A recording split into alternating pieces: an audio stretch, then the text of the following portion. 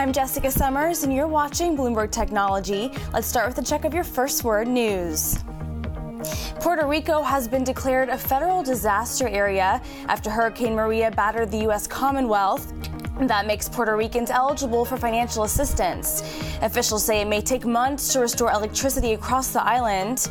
President Trump is planning a visit to view the damage. A Mexican official says there's no missing child after the collapsed school that became a focus of rescue efforts after this week's deadly earthquake. They also believe an adult may be alive in the rubble. More than 50 people have been rescued. The death toll is at least 245. And the White House released details of President Trump's additional sanctions on North Korea. A statement today says financial firms must choose between North Korea and the U.S. Trump's executive order, which directly targets North Korea's shipping and trade networks, and issues a 180-day ban on vessels and aircraft that have visited North Korea. And Russia is warning the U.S. it will retaliate against American-backed fighters in Syria. It accuses the fighters of firing government troops as Russian forces battle alongside Assad's army. A formal warning has been delivered to the U.S. regional headquarters in Qatar. Global news 24 hours a day, powered by more than 2,700 journalists and analysts in more than 120 countries. I'm Jessica Summers. This is Bloomberg. Bloomberg Technology's next.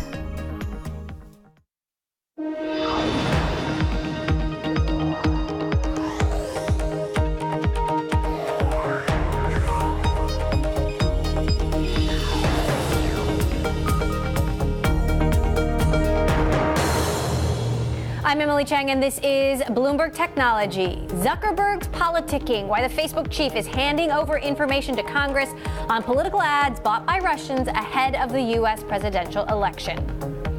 Plus, Google bets bigger on hardware with a deal to buy top engineering talent from former smartphone giant HTC. We break down the reasoning and the timing behind the billion-dollar venture. And Nest refreshes its product line with a focus on the home security market. Our exclusive conversation with CEO Marwan Fawaz about the startup's mission to make homes smarter and safer. But first, to our lead. Facebook says it will cooperate with Congress and hand over information on the political ads that were paid for by Russians ahead of the U.S. presidential election last year. Mark Zuckerberg took to Facebook Live Thursday to address the company's next steps to protect the integrity of the democratic process. We're going to bring Facebook to an even higher standard of transparency.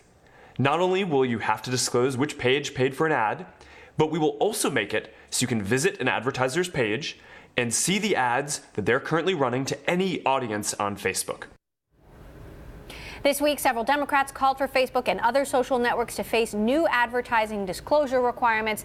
Facebook is expected to be called before the Senate Intelligence Committee for a public hearing in October, with panel leaders demanding a full accounting. Joining us now here in the studio, our editor-at-large, Corey Johnson, and our Bloomberg Tech reporter, Sarah Fryer, who covers Facebook. So, Sarah, what's happening? Zuckerberg is trying to take this and move it in a direction that is positive for Facebook, right? They have been under so much pressure. Congressional leaders have come out and said, we demand more transparency, we demand more cooperation. Now Facebook is saying, yes, we'll cooperate with you, but we'll also do more for transparency in political advertising on our site and work with governments around the world. He mentioned Germany, to make sure that this doesn't happen in the future. And they're trying to build that trust with the government so that they're not under so much fire anymore. It's fascinating that political ads online aren't subject to the same kinds of disclosures that ads on television are. I mean, Corey, what do you make of Facebook's attempting to take a proactive approach here? There are two reasons that ads and television are monitored by the government. And one is the concern about political spending in the U.S. And there's been a great back and forth about that, not least of which was the Citizens United decision by the Supreme Court. But this notion that it is good for our democracy to know who's spending money to try to push their issues or their candidates. The notion of Nazis and racists and so on, anti-Semites, pushes that to a whole other level in terms of political discourse. But the other history relates to the difference in the technology, which is to say that when radio and television were first invented, there were not different parts of the dial allotted to them. It was the biggest signal always won. The federal government came in, the FCC came, they established the FCC, and they said, here's a slice, here's a slice, here's a slice. We're going to let you use these slices if you abide by these rules. So it created some order in this chaotic world of broadcast. With those rules came the requirement to disclose certain things, and that has been the basis for FCC law ever since. The internet's a wild west. There's an unlimited amount of channels, and as a result, it has not been legislated. But we see the effects of this. What we don't know is the role of Russian money and Russian hacking on the U.S. election. Right. And what we also saw was that Facebook was willing to give over a lot of information with a search warrant to Robert Mueller, but giving a lot less to Congress. Facebook is sort of suggesting that they're sharing the same amount now, but we don't know if it's the same amount or not. Right, and Facebook's suggesting that Congress decide how much the public should know. Right. So Facebook who wants knows to be, what and what do they know? Right. Facebook wants to be the one saying, listen, we went through and did a very stringent review of our privacy policies, our legal rights here, and we're going to give this information to Congress in a way that we feel will honor that. So Facebook doesn't want to come out and give this to the public because they don't want to set any precedent for having to make people's private stuff public in the future. Of course, there are always investigations where people are asking for cooperation from Facebook and WhatsApp and Instagram, and the company pushes back on those pretty hard.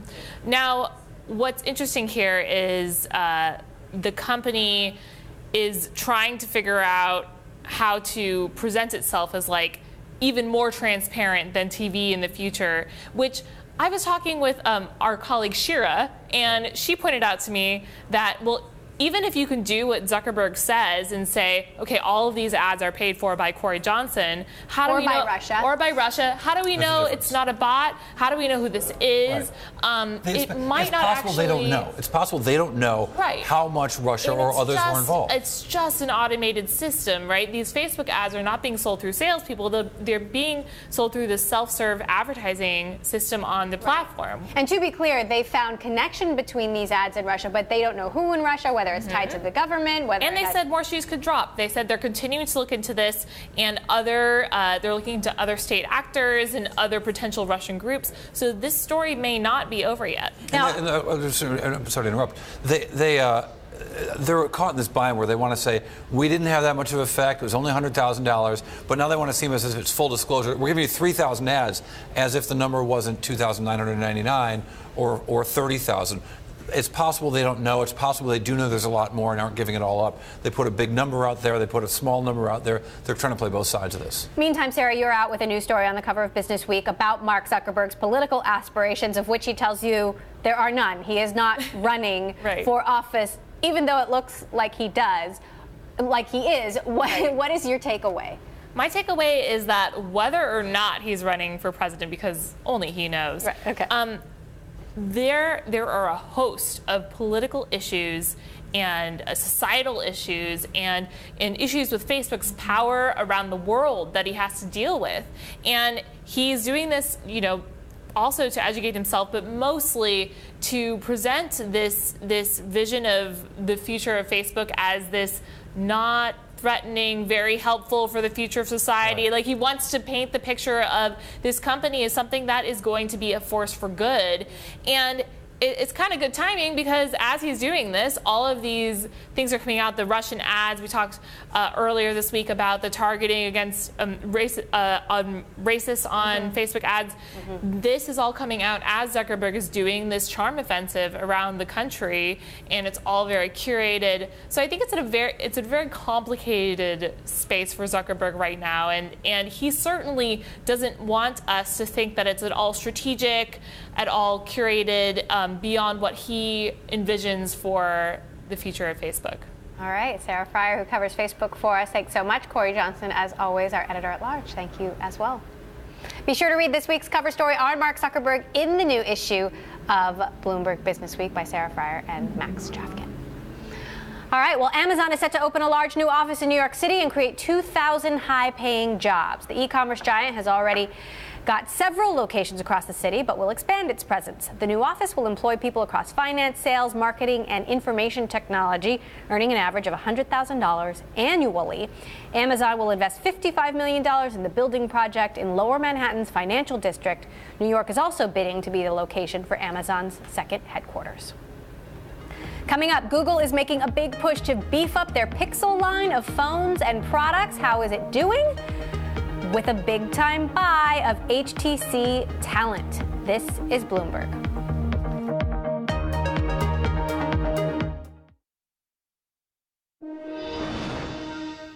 Google is making a push to get more control of phone hardware and software by agreeing to buy a part of HTC's engineering and design teams. The $1.1 billion deal means that Google will have more control over the design and production of the Pixel, as well as other devices. Joining me now to discuss this and more, super angel investor Aydin Senkit. He was one of Google's earliest employees and a product manager. He is now founder and managing director of Felicis Ventures, where he's funded companies like Rovio, Shopify, Fitbit, and more. Also with me from New York, Bloomberg's Mark Bergen, who covers all things Google. So Mark, explain how this Google HTC deal is actually going to work. Right. In some ways, it's sort of a third time's the charm, right? Because Google has obviously done hardware before. They bought Motorola. They made a big purchase for Nest. This one's a little bit smaller. It's more of like a talent acquisition. So they effectively have 2,000 engineers that were working on the Google Pixel device from HTC that are now going to be working on primarily on Google hardware. Not just the Pixel device, but also their speakers, their VR devices, and kind of whatever in the portfolio they're planning to put out. So, Aydin, some people are worried that this is deja vu. Google spent $12.5 billion on Motorola Mobility, then sold it 3 years later for $3 billion to Lenovo. What's your take? I think I agree with some of the points that Mark has made. I do think that it is a big competitive battle right now around consumer devices, especially the phones. 2,000 experienced engineers is not going to be that easy for them to get. I think it's a great move. I also think that it's interesting that it shows that they have learned from the Motorola experience that they're actually getting the 2,000 engineers, but this is not an all-out acquisition of HTC itself and the manufacturing facilities, and it's a much smaller amount of $1 billion. Google is much larger now. So from a risk perspective, I'm not sure it's quite in the same profile as the Motorola move was for them.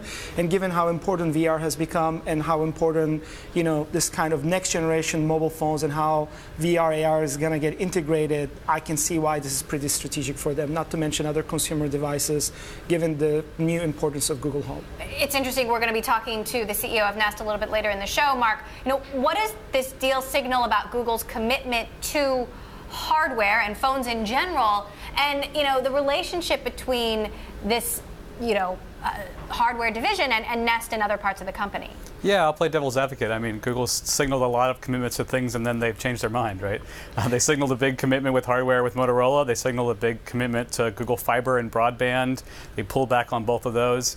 I do think there's a little bit of this is Google looking out maybe 2 to 5 years in the future and being terribly paranoid, seeing a world in which some of the bigger Chinese Android handset makers like Huawei, Xiaomi, Oppo, the really successful ones, don't need Google as much anymore, and Samsung is moving with its digital assistant and its own software services sort of away from Google, and that sort of terrifies them and when they're competing with Apple. Aydin, is it a defensive move? I'm not really sure I would see it as a defensive move because Google has really great economics. I think it's just a strategic move of, look, these kind of resources, like there are only few companies in the world that have this kind of, this scale of engineers, and Google has always been a software company. So I think for them to have more of a knowledge inside the company with respect to hardware, I think it's a good move in the sense that I can see root for us influence of, hey, we want the engineers, but we don't want necessarily the cost, the hardware, and the facilities, and all the things that to deal with it. I think it's going to be an important area, and it could be applicable to several different things. Like we said, like it could be phones, but also AR, VR, and Google Home. So I mean, I see it as a strategic move. But in terms of what's coming up from China, again, I think software has been like the driver, and Google has the monetization engine. So I do think those are key assets. So that's why I feel like Google still has some great strengths to rely on. So you were one of the first super angels coming out of Google, and I'm curious, the industry has changed a lot. There are a lot more people angel investing, super angel investing, seed stage investing. How would you describe the competitive landscape today? I mean, it is so different because when I left Google, AngelList didn't exist. Y Combinator was just starting out. A lot of these organizations that we know today in terms of fostering the growth of startups and the funding, there were maybe a handful of really well-known angels and maybe 40, 50 angel investors that were even making it to the press or people knew. Today, I mean, fast forward, not only are there, I think, attracting thousands of angel investors, but also there are hundreds of seed funds. I think on the one hand, it's really great because it, I think, bodes really well for entrepreneurship, but it also means that the number of startups have increased by a factor of 10, 100. It has become much harder for the startups, especially in the Bay Area, to hire people because they have to compete with so many other companies, not to mention Facebook and Google. But on the other hand, I think it's very interesting times because when I think we had a conversation years back, it was mostly around consumer internet, technology kind of booming. Now we have areas that, where we are making, and we are a small fund, but we're making investments anywhere from, satellites to liquid biopsy to, curing cancer and like enterprise customers, not to mention some fintech deals. So what's really exciting is that so much more is happening in so many more verticals and markets. So it's very exciting times to be in here. Quick question, we only have about 30 seconds, but you just made your biggest investment to date in a company called Guideline, which helps small businesses offer retirement plans, 401k plans. Why are you so bullish on this market? I think this is a $1 trillion market. It's a very unsexy,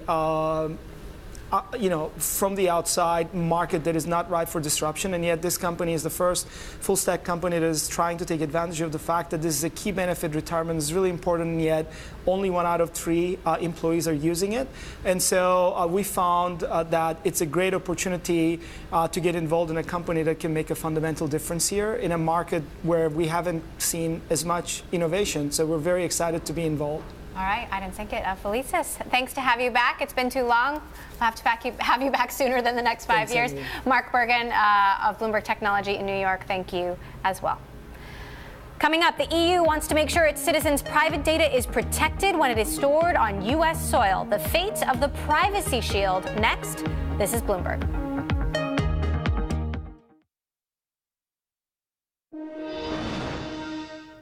Now to the EU-US Privacy Shield, which is up for its annual review, its first annual review. The Privacy Shield is a joint framework between the EU and the US to protect the personal data of EU citizens that's stored on US servers. There was uncertainty over the Shield's continued existence when President Trump signed an executive order that would exclude non-US citizens from having their sensitive data protected. So, what's going to happen?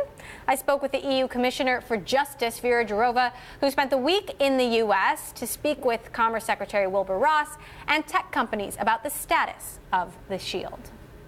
I met Mr. Ross for the second time, and now I came with a little bit of concern that we need to clarify and make sure that we understand the protection of privacy in the same way. And I came with my team to sit with the team of Mr. Secretary Ross to do the review. We had a lot of detailed legal, technical questions, and I must say that all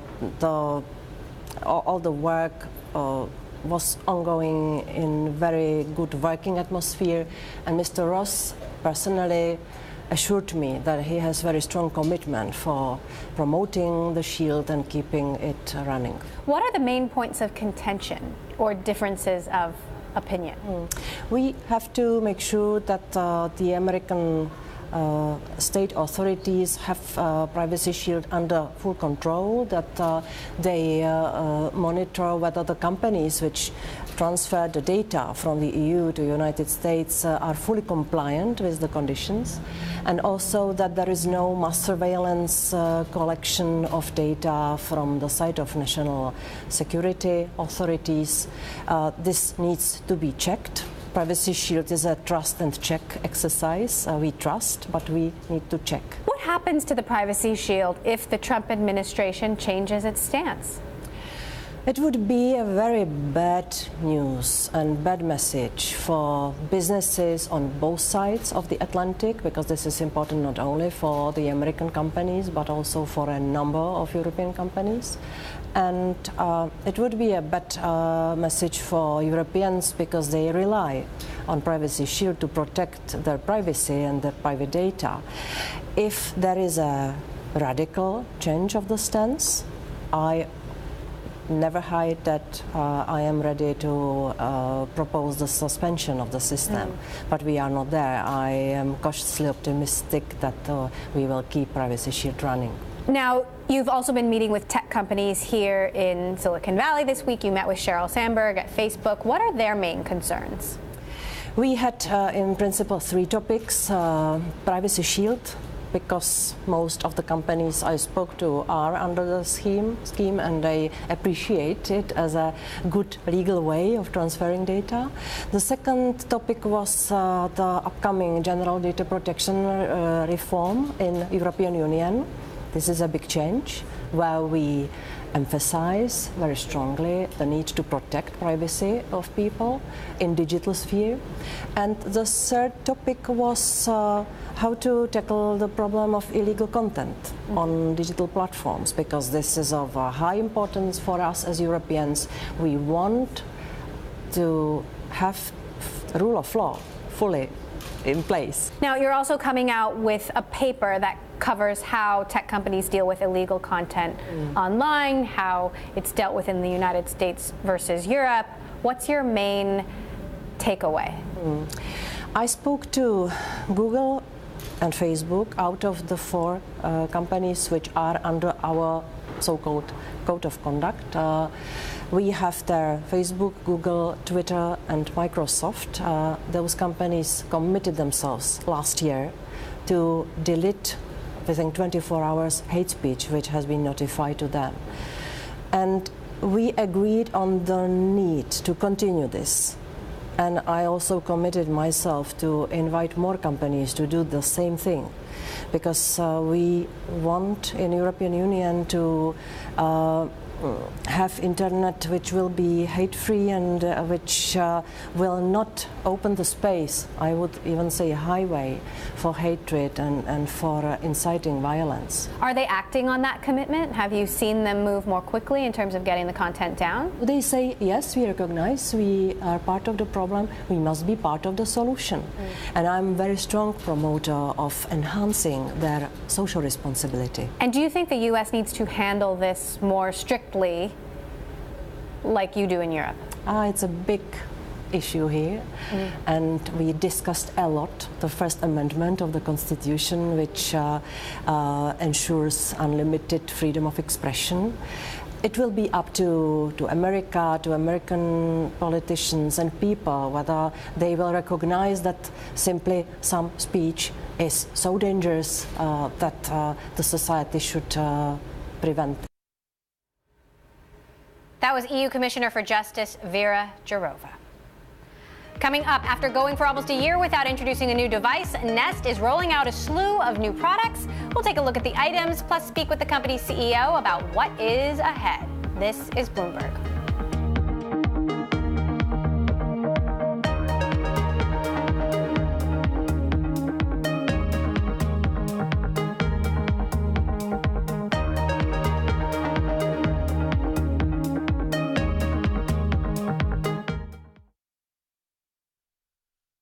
I'm Mark Crumpton in New York. You're watching Bloomberg Technology. Let's begin with a check of First Word News. President Trump today issued a new executive order expanding the Treasury Department's ability to cut off from U.S. markets any bank that does business with North Korea.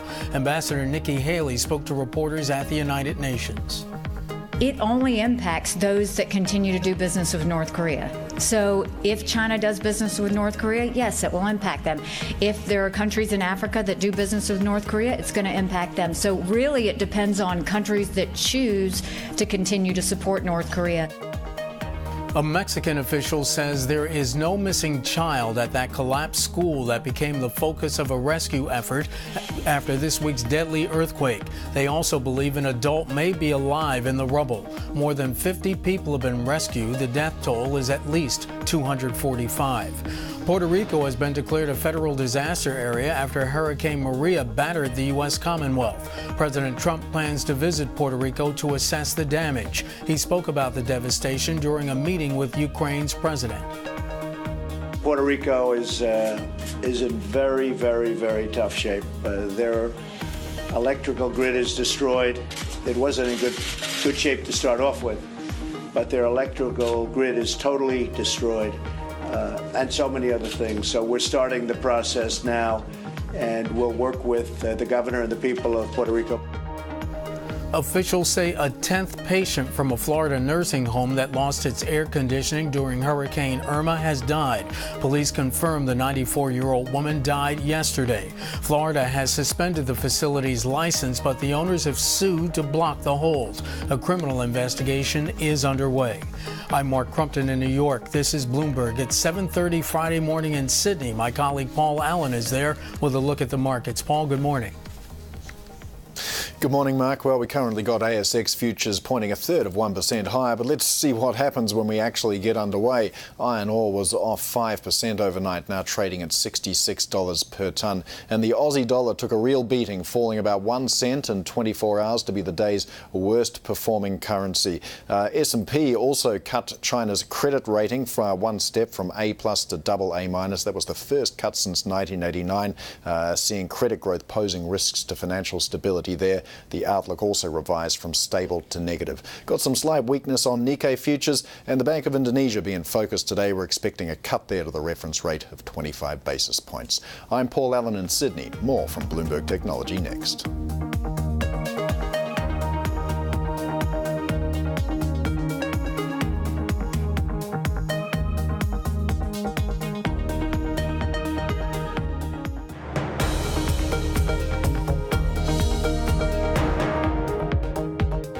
Welcome back to Bloomberg Technology. I'm Emily Chang. Alphabet's Nest is known for its thermostats, smoke alarms, and cameras that can be set up in the home and watched from anywhere. Now it's rolling out new devices from doorbell cameras and a home security system with a slew of bells and whistles. Bloomberg Tech's Mark Gurman got his hands on some of the new devices. Check them out. This is product launch number 3 for 2017 for Alphabet's Nest. After introducing a cheaper thermostat as well as a 4K indoor security camera, now Nest is taking on the whole home security ecosystem in a big way with 4 new products. The first is a doorbell called Nest Hello. The device uses your existing doorbell system, but it adds a camera so you can record who's at your front door. It's also come out with a digital door lock in collaboration with Yale. It may not have much unique functionality, but it looks like a Nest product with its sleek design and connectivity with other Nest devices. Number 3, a new outdoor security camera that can withstand weather and stream video to your phone. But the most significant new device launched is the Nest Secure. It comes with 3 main pieces: a main hub with a speaker and a pin pad, window and door sensors, and key fobs. What sets it apart is that it's a complete do-it-yourself kit. You can install the $500 device without needing expert help. And if you want to fork out more, you can have it monitored for a monthly fee. On the software side, Nest is turning some of its cameras into mini Google Homes by adding Google Assistant support via a software update. Now, none of Nest's new products necessarily move the bar forward for the industry. These are all concepts that have not only been tried before, but executed successfully. But still, it's critical for the Alphabet unit to continue releasing products so that its customers will remain in their ecosystem and so that Nest can keep selling them subscriptions on a monthly basis. Mark Gurman, Bloomberg News, San Francisco. That was Bloomberg Technology's Mark Gurman. Now, on the news of the product releases, I caught up with Nest CEO Marwan Fawaz for an exclusive interview and talked about how he plans to grow the company. Take a listen. It's not just about the product, it's about the whole ecosystem. So the ecosystem around the software behind it, the integrations with other devices in the home, for example, our cameras. Every product we build work very closely with any other products we built in the past. So we wanted to make sure that they talk to each other. We wanted to make sure that they're seamlessly, the seamless experience, as well as the installation and the maintenance of the products are the right experience for our customers. So that takes a while. You took over for Tony Fadell, and I'm curious, how are you similar and how are you different to Tony? So we have different backgrounds. I mean, my background is mostly as a service provider background. So I focus a lot on customer support, service, areas that around stand behind our products. So I bring a lot of that background into Nest. So you would say that's one big difference. The company still have the same DNA when Matt and Tony started it. Let's talk about that because there were reports of cultural issues, infighting, there were recalls, and I'm curious how you've moved beyond that and what the stamp is that you want to put on the company. Well, we want to be a global company. We want to continue growing our portfolio of products. We're so excited. I mean, yesterday we've doubled our portfolio of products. That's a big milestone for us. So that's one step of many steps we're taking. How about the culture within the company itself? I mean, do you feel like things have changed, things have grown? Given some of the reports about some of the difficulties in making this big transition. I'll tell you what I tell everybody that asks me this, including my friends. This is the most talented team I've worked with in my career. Great talent, great team. I inherited a very strong team, and lucky to have that. Just building on that. Each leader has a different style. My style is different, but the core business and the core message for our company has not changed. What's your mandate from Larry Page? Grow the business and be a meaningful business. Can you talk a little bit about the relationship between Nest and Google? We collaborate very closely. In our products. We work closely on integrating the different experiences. Yesterday we announced that Google Assistant now is part of one of our cameras, so that's a milestone for one of the collaborations. But we work across different areas within Google.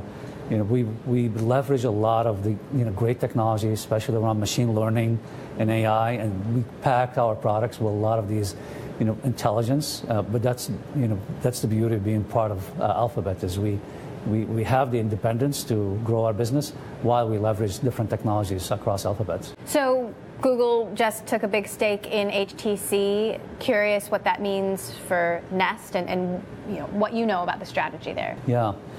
Well, I mean, it's a great opportunity for the hardware team. I mean, Rick knows that business extremely well from his background on Motorola. The Pixel product is doing very well. I think it's just a natural extension for that business for them. You mentioned Google Home. This is obviously huge competitive territory. Google, Amazon has the Echo, Apple has HomePod. When it comes to the connected home, how do you see the competition shaping up? It's in the early stage for all of us, all of these companies you mentioned. There are a lot of opportunities still left to change the experiences in the home for consumers. I think at the end of the day, consumers will decide what is best for them. How's the rest of the business doing? I know you recently unveiled a new version of the thermostat. Talk to us about sales in general. We're doing very well.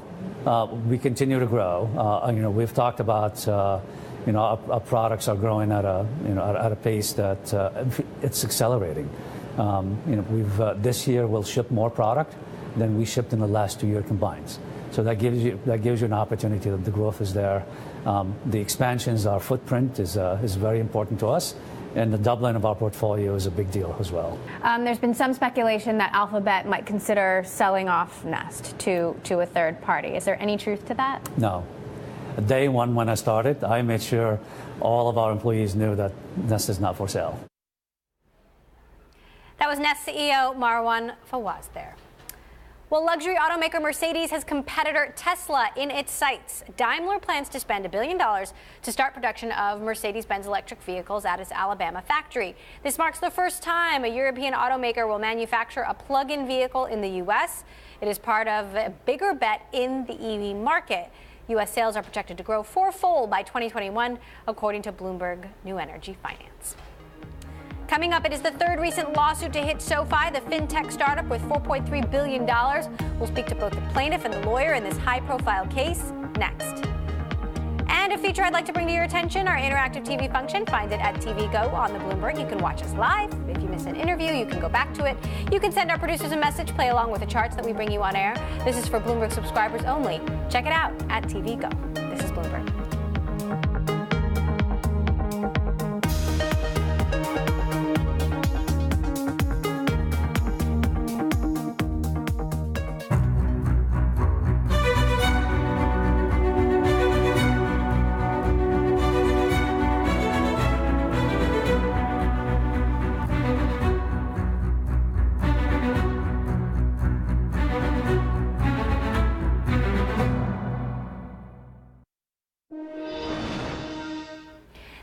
is facing some challenges with its hardware business. The company's lab for making hardware, including its Snap spectacles, video camera glasses, cut about a dozen jobs on Thursday, according to people familiar with the matter. This comes after changing leadership earlier this month. Steve Horowitz, who was in charge of the lab, was moved to a role in a different part of the company.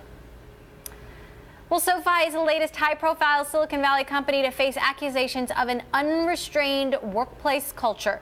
The fintech startup was last valued at $4.3 billion in its last financing round in February. Earlier this month, CEO Mike Cagney stepped down amid sexual harassment accusations. And Thursday, a former loan reviewer at SoFi filed a new lawsuit claiming she was repeatedly sexually harassed while working there. This is one of at least 3 lawsuits filed in recent months against SoFi. Bloomberg News reached out to SoFi for comment, and a spokesperson said, "We take any allegations of sexual harassment seriously. While we can't comment on the specific allegations in this lawsuit, harassment of any kind has no place at SoFi. The board and management of SoFi are committed to creating a culture where employees can thrive." Earlier, our Bloomberg News reporter Selena Wang spoke to the former SoFi employee Yulia Zamora, along with employment lawyer Robert Ottinger. She started by asking Zamora why she decided to come out with this story now. The main reason really is that people are listening now. If I had come through with any information earlier, no way, no one would ever listen to me. And Robert, you represented Brandon Charles. He was the original person to file a lawsuit against the company, claiming that he was fired for reporting sexual harassment. So how many women at SoFi have come to you since? What are they telling you? We have several people talking to SoFi employees who are calling us.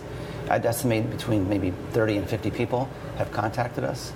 And a lot of people are just airing their experiences at SoFi. A lot of them feel like they were abused and treated unfairly, and they just want to tell us what happened. And I'm sure in the recent months, given the events, that Yulia's case is not the first to have come across the desk. So why did you choose to represent her in particular? This case is really unusual because we had sexual harassment that was, in our view, baked into the culture of a company from the very top down. You don't see that so often because people were coming to us right away, and they weren't talking about low-level managers sexually harassing. They were talking about people at the very top of the company. And then in our view, it seemed to be trickling down through the company because there's an old saying, like, it's like a fish stinks from the head. It's an old saying, but I think that happens in companies. If the leaders of a company don't respect women, then the people under them also probably won't respect women like they should. If we examine some of these high-profile cases from Uber, Zenefits, and SoFi, how much of tech's culture problem do you think is due to this alleged grow-at-all-costs culture in Silicon Valley? I think that's a big reason why Yulia had the experience she had. You had a company that was growing so fast, and she was in a location out there in Sonoma County, and they just wanted to grow, make it more efficient, and they weren't paying attention to the rights of people like Yulia. How people feel there isn't the most important thing. It's all about growth and efficiency. And is this something that you would say is prevalent across Silicon Valley? I named some few singular high-profile cases. Yes. Well, it happened. We think it happened in Uber. There's been a lot written on that. It certainly happened in SoFi, in our opinion. And if you just look at have these venture capital firms that are making these big investments in these companies, and they want to get a return on their investment. And you do that by growing and becoming more efficient. And sadly, one of the consequences is that people's rights get walked upon. Yulia was walked upon, and she suffered in silence, and now here's one person who's bravely coming forward and sharing her experience. And I suspect there's thousands of other women out there in tech companies today who are experiencing what Yulia experienced. And it's our hope that Yulia's courage out here is going to inspire others to come forward, and hopefully these tech companies will be better places to work because of people like Yulia.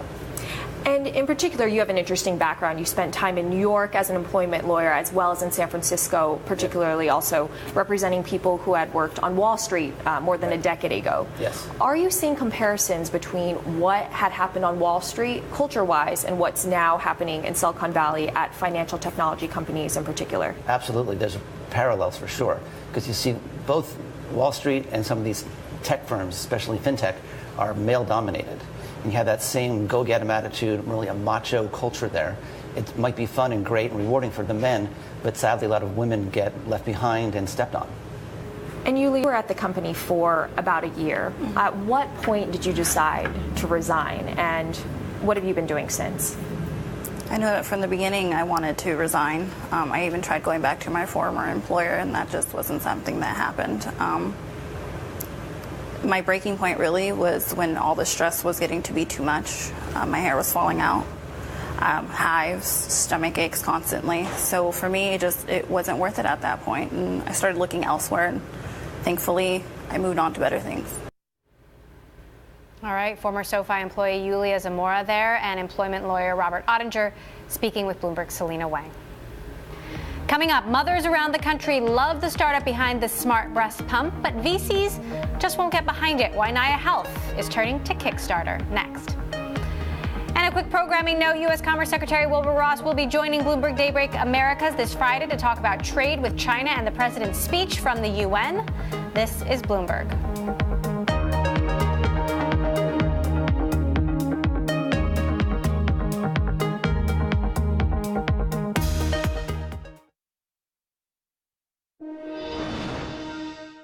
General Electric's new management team is taking aim at its corporate jet fleet. GE is cutting back the number of flights and will replace them with chartered jets. The company intends to sell its planes. New CEO John Flannery is cutting back on the GE Air Force as part of a $2 billion savings plan. Well, the U.S. venture capital industry is 93% male and facing heightened scrutiny for the sometimes fraught relations with Silicon Valley's few female entrepreneurs. Raising money can be even harder for women when their product isn't one men use. Naya Health, the maker of a smart breast pump that is beloved by moms, raised $6.5 million from seed investors, then hit a wall. Now CEO Janica Alvarez and her co-founder, who also happens to be her husband, are turning to Kickstarter in the hopes of keeping their company running. Janica Alvarez joins me now here in the studio. Janica, thanks so much for joining us. Thanks for having me. So tell me about the pump, first of all. What makes you think it stands out from all the other pumps on the market? We have the first water-based breast pump. So we use the movement of water and a soft silicone cup that feels more like you're nursing your baby than a machine. So what happens is you end up getting more efficiency and more comfort. So you have more milk in less time. So you say that, you can make 30% more milk, 20% faster. You guys also have an app that inputs all of the data, and you're building a smart bottle to go with this. And yet, venture capitalists haven't, gotten behind this. Talk to me about some of your experiences. I think largely they have a hard time understanding the product. It's something that they'll never use. So I've often been in meetings where investors will have to, say, let me go talk to my wife, let me go talk to my sister. I just don't feel equipped to evaluate this opportunity. So those are a lot of the responses that we get around the product itself. And meanwhile, I'm thinking this is a massive market. It's growing every year, and we have an amazing first product that is defensible. You've also had investors ask you repeatedly about your children. Your husband doesn't get asked these kinds of questions. Right. You've had investors land on porn sites in the middle of your pitch when they're Googling your company. Yes. They start cracking jokes. I mean, how does this make you feel as a female founder? It's hard. I think it does make it very uncomfortable. I think you can lose your confidence very quickly going into these meetings. And I think, it's true. My husband has never been asked where our children are or how he plans on running his division with children at home. It's very disappointing that those questions continue to come up. So the pump itself is expensive. It originally retailed at almost $1,000. You've brought the price down temporarily to $649, I believe, and now you're offering a lighter version for $399. What makes you think it's worth it, and that maybe it's the price that's keeping investors from getting behind it? Well, our price, the original price at $999, is actually less than half the cost of other hospital-grade pumps. So our pump is hospital-grade, which means it's a closed system and safe to use between women. So it opens up a whole different opportunity in terms of rentals. In terms of, whether or not women will pay that much, they will, and they will because they're in it for a long haul. And a lot of our customers are planning on providing breast milk for about 12 to 18 months. So they really roll that into their calculations of how much it's actually really costing them on a day-to-day basis. In terms of the lower cost model, we really wanted to open up another opportunity for moms to get in at a lower cost. If moms are not ready to invest in a breast pump, they can still explore Naya by pre-ordering our smart bottle, which is available on Kickstarter now, a set of 2 or $114 and one for $59. So you've just launched the Kickstarter today. You're raising money for this smart bottle. Right. What's been the response so far, and how does this fit into your bigger vision? We've had a great response so far with just women who believe in the mission and what we're doing in terms of making it much easier to provide the nutritional health or the nourishment that your baby needs. And so we're really encouraged. We're really optimistic about how it's going so far, and how that fits into the broader vision for Naya is that we really feel like we're building this insights platform where the hardware that parents are interfacing with really starts to answer some questions that they have, some anxieties that they have. We can start really taking the guesswork out of infant nutrition. And just quickly, because I think it's really interesting, you've asked all your employees to work for minimum wage. They've agreed. How much more time do you have, essentially? We have a few more months. It's tight. I think every entrepreneur has to make these sacrifices, and we're lucky enough that we have a team that believes in the product. We have an amazing product, and we're all very committed to making it work. All right. Janica Alvarez, CEO of Naya Health, thank you so much. Thank you for stopping by. You can check it out on Kickstarter. That does it for this edition of Bloomberg Technology. A reminder, we are live streaming on Twitter. Check us out at Bloomberg Tech TV, weekdays 5 p.m. in New York, 2 p.m. in San Francisco. That's all for now. This is Bloomberg.